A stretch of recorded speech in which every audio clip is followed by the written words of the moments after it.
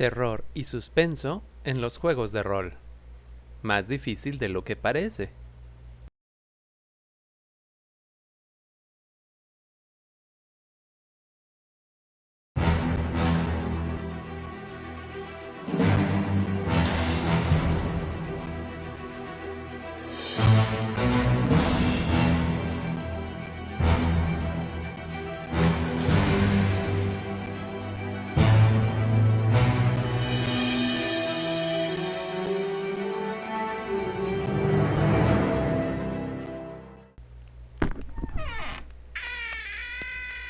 Hay muchos juegos de rol con temática de terror y suspenso.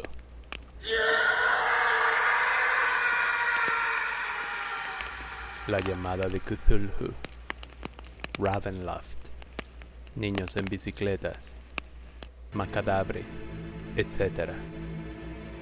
En las novelas, películas o series, la atmósfera de terror y suspenso es casi palpable.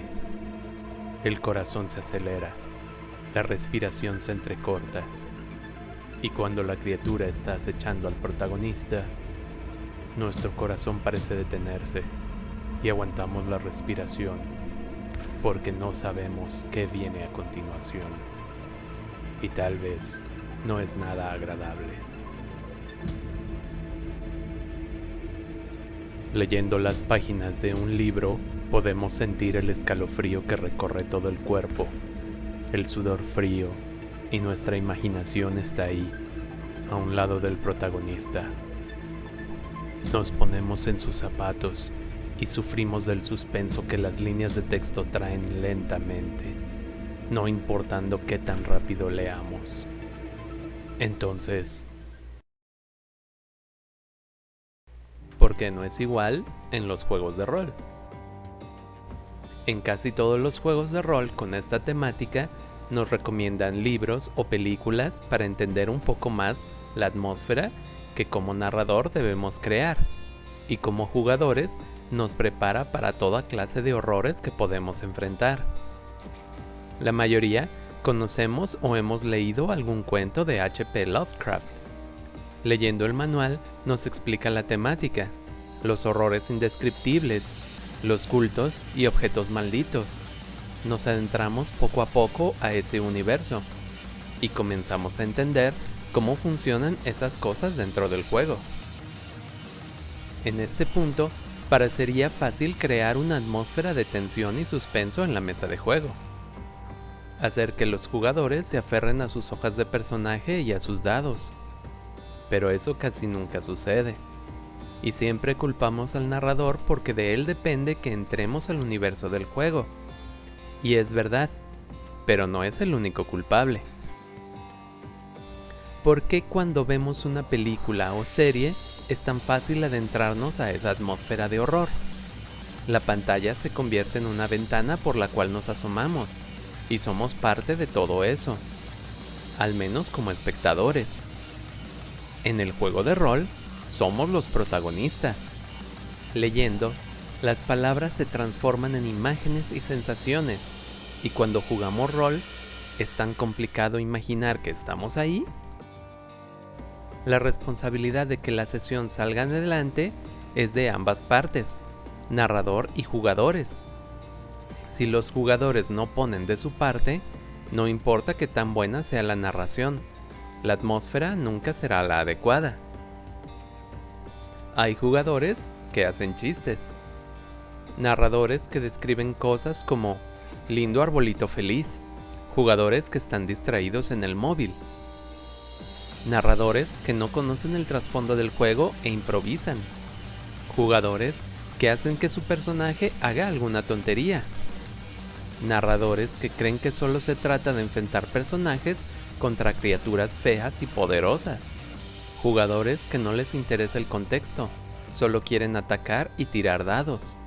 Estas y otras situaciones similares son lo que mata a los juegos de terror, convirtiéndolos en pequeñas cápsulas de preocupación o susto ocasionales.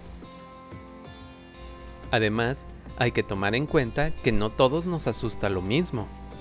Toma por ejemplo las historias de fantasmas. Si la están contando a mediodía durante el receso, en medio de la cafetería con todos tus conocidos cerca, se convierte en una anécdota con fantasmas. Si la cuentan cerca de la medianoche alrededor de una fogata a kilómetros de alguna ciudad o pueblo, tendrá mucha relevancia. Mas no estamos sugiriendo que tú y tu grupo se deba ir a algún lugar apartado a jugar, o que solo jueguen en la madrugada. Todo esto depende del humor de cada persona, su estado de ánimo y el cansancio físico y mental. Si estás harto del trabajo, los problemas, será difícil concentrarte en el terror que debe estar sintiendo el personaje simplemente porque no te identificas. Los personajes van caminando por un pasadizo con algunas telarañas. Una araña cae sobre un personaje. El personaje del jugador que le tiene pavor a las arañas. Ese jugador sí se lo tomó en serio. ¿Y qué hubiera pasado si el narrador le hubiera arrojado una araña de plástico sobre su hoja de personaje al mismo tiempo? O si le hubiera mostrado su tarántula mascota. Tal vez, para todos los que no sufrimos aracnofobia, sería un buen detalle. El narrador te sorprende con una araña de plástico en un momento de tensión. Pero para esa persona no le parecería nada bueno. ¿Y a qué vamos con todo esto?